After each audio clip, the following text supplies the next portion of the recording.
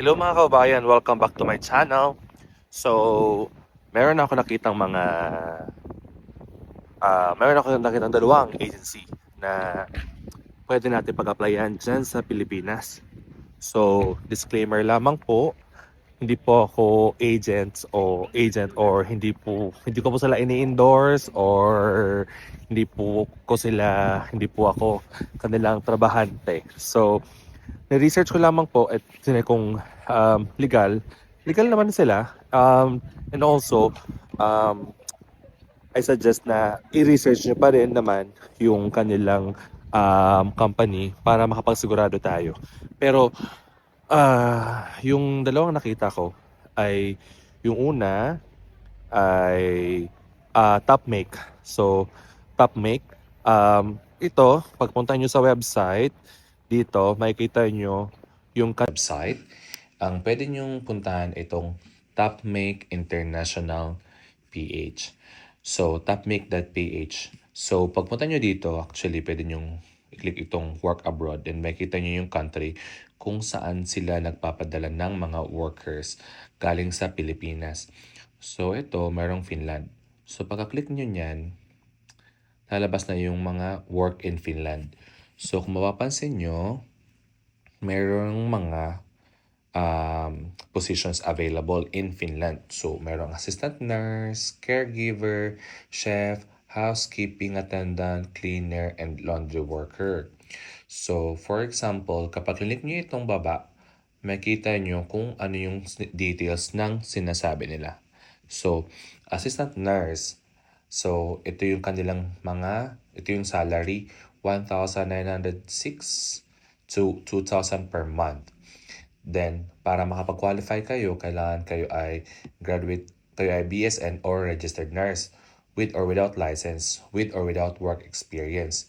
Ganun lang yung kanilang qualifications. Then, ito yung kailangan nila. Resume, college diploma, OTR, tas a copy of your valid passport. Tapos, pag-click mo itong apply via jot form, dyan na yung hahanapin nila. Ito naman yung sa caregiver. Ito yung sweldo, ito din yung requirements, ito din siya. Tapos sa mga chef, ito na, medyo kakaiba na siya. Kasi mas mababa ng sweldo ng onte, 1,883 per month. Tapos yung kanilang requirements, at least graduate of any culinary related courses with at least 3 years of work experience in the industry. Tapos ito yung kanilang requirements. Sa housekeeping attendant, tapos cleaner, and then laundry worker, halos pare-pareho na yung kanilang requirements at sweldo. So, 1,774 per month. And then ito yung kanilang requirements. BSHRM graduate with at least 2 years of work experience, with valid driver license, with valid housekeeping. Bakit may driver's license? Kasi dito madalas yung mga housekeeping from house to house or minsan one location to another location. Yan. Kaya may mga ganun. Kasi yan. Pero dito, sa laundry worker, with at least 2 years of work experience with valid housekeeping in situ by TESDA, kahit walang driver's license. So, yan.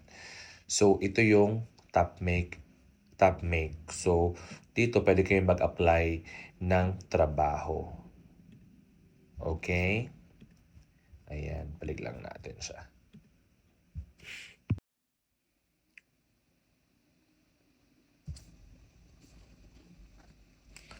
So, yung next naman ay yung EDI Staff Builders. So, ito lang, edistaffbuilders.com. Tapos pagpunta nyo agad, ayan o, agad-agad, merong registered nurses for Finland. Yan, agad yung bubungad sa inyo. So, una nilang hinahanap ay registered nurses for Finland. So, lagay nyo lang dyan yung inyong email address and then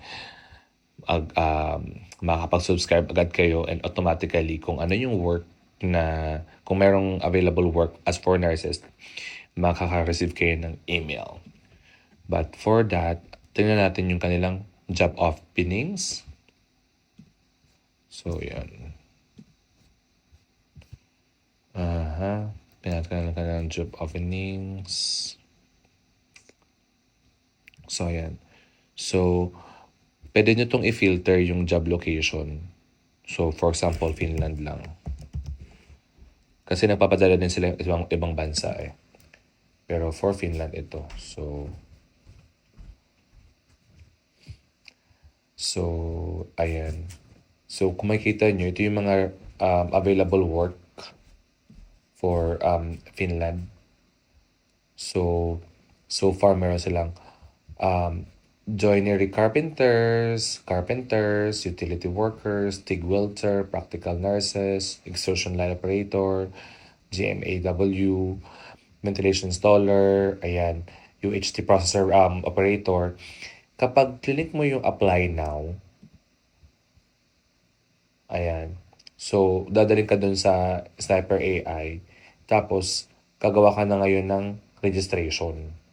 Mag-create ka ng account with partner nila, which is John Clements. So, gagawa ka. Pero kung hindi ka pa sure, ang gagawin mo lang, i-check mo lang yung kanilang requirements. Ayan. For example, tingnan natin. Finland. Kasi nagpapadala din sila sa ibang bansa eh. So, yung EDI, legit naman siyang agency. So, pwede nyo i-click yung job, tapos ayan, lalabas na yung kanilang description. For example, itong extrusion line operator, job description, job requirements, job benefits. So, dapat alam mo yan. Yun ang kanilang mga requirements. For example, itong kanilang utility worker. So, yan. Ang requirement, cleaning and sanitation, kitchen support. Ito, yan, di ba? Ganyan lang yung mga requirements nila. Puntahan nyo lang yung website. Tapos, pagkapunta nyo ng website, malalaman nyo na kung ano yung mga requirements nila. So, yun lang. So, ayan, meron tayong dalawa. Yung kanina sabi ko ay TopMake at ngayon ADI. Okay? So, that's it.